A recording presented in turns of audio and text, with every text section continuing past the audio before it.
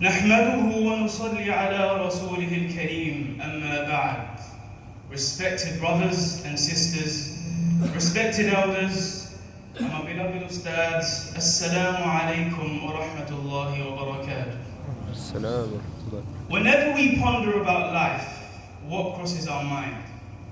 A baby taking its first breath, accumulation of money, aspirations to become famous, trying to be the most handsome, the prettiest, the most well-dressed person you could ever be. So when people look at you, they turn their heads and think, wow. Or maybe something from the mind's eye, like relaxing on the sandy beach, under the palm trees, near some fresh coconuts, allowing yourself to unwind and kick back. Now the facts of the matter is, we humans go about our lives occupying ourselves in so many things. Our life is so busy. It's as if we've completely forgotten why we're here and what we're supposed to be doing in this world. If we simply just want to carry on eating, drinking, reproducing, excreting, yelling, then there's no difference between us and the animals around us. And in that case, we human beings are not special. But if you think about it, we human beings are special. We have intelligence, awareness, consciousness. We have the ability to problem solve, to reason quickly. We have the ability to unintentionally accumulate knowledge, skills and facts that are acquired throughout life. Ali bin Abi Talib radiyallahu anhu says, دليل عقل المرء فعله. The indication of man's intelligence are in the things he does. Now, taking this from a worldly perspective, we see the enhancement of our scientific knowledge like carbon dating, the enhancement of our astronomical knowledge regarding the solar system. We recognize that knowledge is passed on progressively generation after generation. If we were to go back 1200 years ago or so, there was a man named Muhammad bin Musa al-Khawārizmī from Baghdad, known as the father of algebra, the author of the book Hisāb al-Jabr. He was an astronomer. He was a maths magician who laid out several foundations for maths. He was the first person to come up with the concepts of algorithms, helpful for calculation, helpful for data processing, which allows us to program laptops and phones today. So it completely stumps the mind to think that all these abilities that we have are here for nothing. Allah subhanahu wa ta'ala gave us these abilities for a real purpose, to understand a purpose, to live for this purpose. Take the purpose of a sofa. You sit on it, you lay on it, you use it for comfort. The manufacturer of the sofa, the constructor of the sofa had these things in mind before he constructed, before he manufactured the sofa. So what about the constructor of the world? What about the manufacturer of the world? Allah Azza wa Jal. Allah subhanahu wa ta'ala, He gives us a tangible, a practical message in the Quran. And in this verse that I'm about to say, Allah subhanahu wa ta'ala lays out a scene in front of us. He gives us a reality check. Allah says in Surah Al-Anbiya, وَمَا خَلَقْنَا السَّمَاءَ وَالْأَرْضَ وَمَا بَيْنَهُمَا لَاعِبِينَ. We have not created the sky and the earth and everything in between as a game. We didn't playfully make these things. We didn't create it for fun.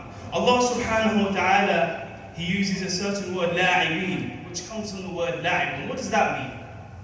La'ib is when a kid, a little child, a toddler, he picks up anything and everything that he sees. He grabs anything and everything that he sees, he puts it in his mouth, he throws it around the room. He has no objective on how to utilize what he grabs.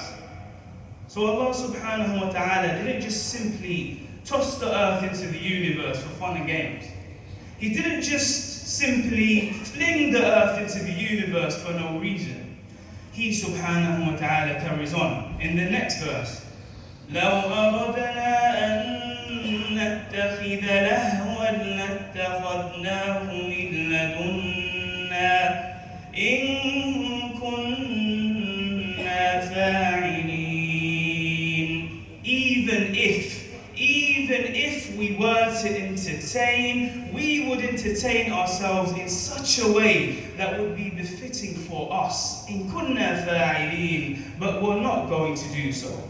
Here Allah subhanahu wa ta'ala speaks to us hypothetically, as He does occasionally in the Quran, so we may ponder upon what He says. So in this verse, what is Allah subhanahu wa ta'ala trying to say? Well, firstly, Allah subhanahu wa ta'ala, He is above and beyond entertainment. Unlike us humans, we need to be entertained regularly. The Divine, the Almighty, is completely above this. And even if He was to entertain, we could never contemplate on how He would, as it's beyond our human scope. This is Allah subhanahu wa ta'ala was speaking about, the King of all kings. And the other thing we learn from this verse, Allah subhanahu wa ta'ala is trying to tell us that your life is not a joke. Your existence on earth is not a joke. If you want to live your life as a joke, then I shall make a joke out of you. May Allah subhanahu wa ta'ala save us all. Now Allah subhanahu wa ta'ala, He has given us a platform to fulfill this purpose. Let's remind ourselves of the verse in Surah Al-Baqarah. هو الذي خلق لكم ما في الأرض جميعا. It is He who has created everything on earth for you, for your pleasure, for your comfort, for your enjoyment, to serve your satisfaction and your needs. If Allah subhanahu wa ta'ala wanted, He could have placed us on a barren land with no fruit, no trees, no raw materials, no flowers. But out of His infinite mercy and out of His generosity, He has given everything that we need and much, much more to serve this ultimate purpose. And so what is this purpose? What is this purpose that most of us know of but fail to realize it, fail to recognize it, fail to live it? Allah subhanahu wa ta'ala says in Surah Al-Dhariyat, and we have heard this verse many, many times on repeat, and today we shall repeat it again. Allah subhanahu wa ta'ala says, وَمَا خَلَقْتُ الْجِنَّ وَالْإِنسَ إِلَّا لِيَعْبُدُونَ.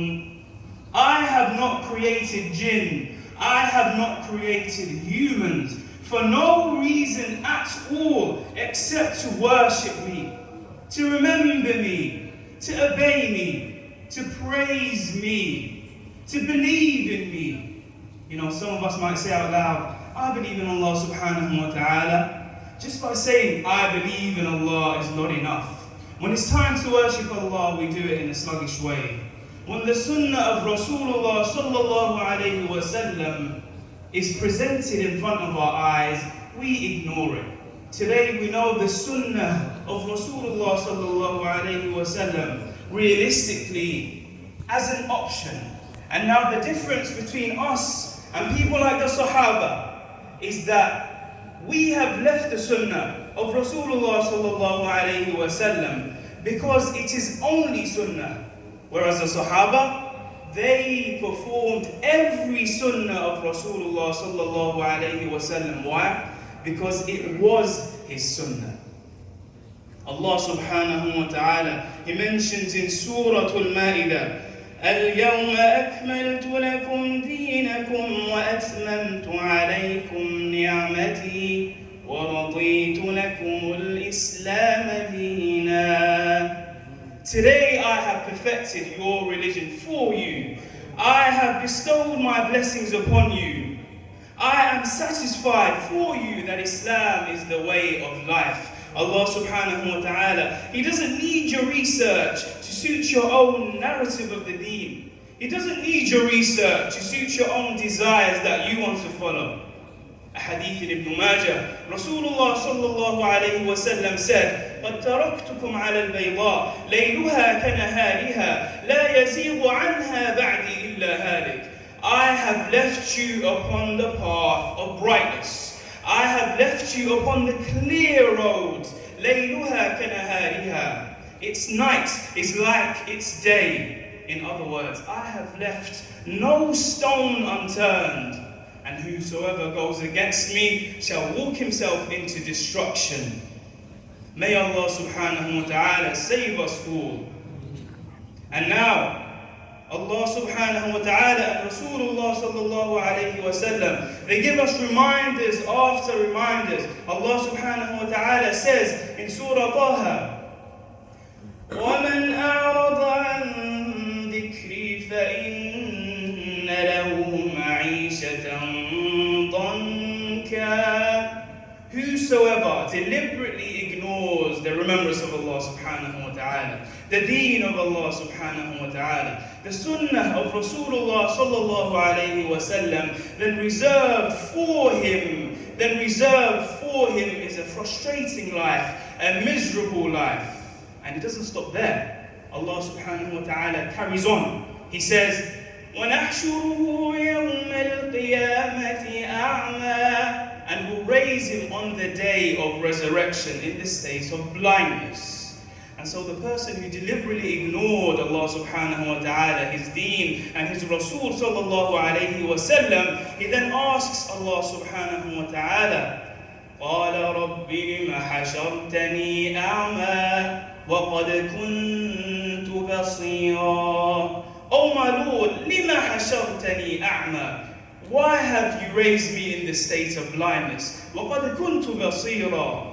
I was able to see in the dunya. Yes, we physically can see in the dunya, but we are blind to the remembrance of Allah subhanahu wa ta'ala, to the deen of Allah subhanahu wa ta'ala, to the sunnah of Rasulullah sallallahu alayhi wa sallam. So finally, Allah subhanahu wa ta'ala, He concludes this conversation.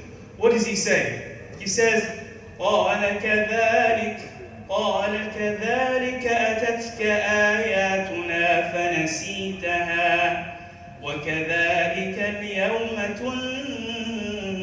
تُنْسَى. Just like our signs came to you, the Sunnah, the Quran, the way of the Sahaba, the Hadith, presented to you on a silver platter, you disregarded them. So today, we shall disregard you, and you shall be forgotten. Rasulullah sallallahu alayhi wa sallam, he has mentioned in a hadith how insignificant this world is in the eyes of Allah subhanahu wa ta'ala. What's the comparison? You know, the human mind, it needs comparisons. It needs physical comparisons. The comparison between this puny world and the everlasting hereafter. A hadith in Muslim, Rasulullah sallallahu alayhi wa sallam said, مَا الدُّنْيَا فِي الْآخِرَةِ إِلَّا مِثْلَ مَا يَجْعَلُ أَحَدُكُمْ إِصْبَعَهُ فِي الْيَمِّ فَلْيَنْظُرْ بِمَا يَرْجِعُ. This world, i.e. the duration of this world, the pleasures of this world, the size of this world, in comparison to the hereafter, is similar to the amount of water one gets when he puts his finger into the ocean. Take the finger out and admire how much water accumulates on the fingertip. 1 drop, 2 drops maybe. We are chasing after the dunya for a couple of drops. Rasulullah sallallahu alayhi wa sallam, he was once sleeping on a straw mat, and when he got up, there were marks on his body due to sleeping on the straw mat. And so Abdullah bin Mas'ud radiyallahu anhu, he asked Rasulullah sallallahu alayhi wa sallam, would you allow us to spread a soft mattress for you, O Rasulullah? Would you allow us to give something that's soft for you? So Rasulullah sallallahu alayhi wa sallam, he replied, مَا لِي وَلِلدُّنْيَا. What have I to do with this world? What is this world to me? ما أنا في الدنيا إلا كراكب استظل تحت شجرة ثم راح وتركها. I am no one in this world. I am no one in this world. The parable that illustrates my relation to this life is a rider, a journeyman, who takes shade under a tree for rest. He then gets up from this resting place and then he leaves.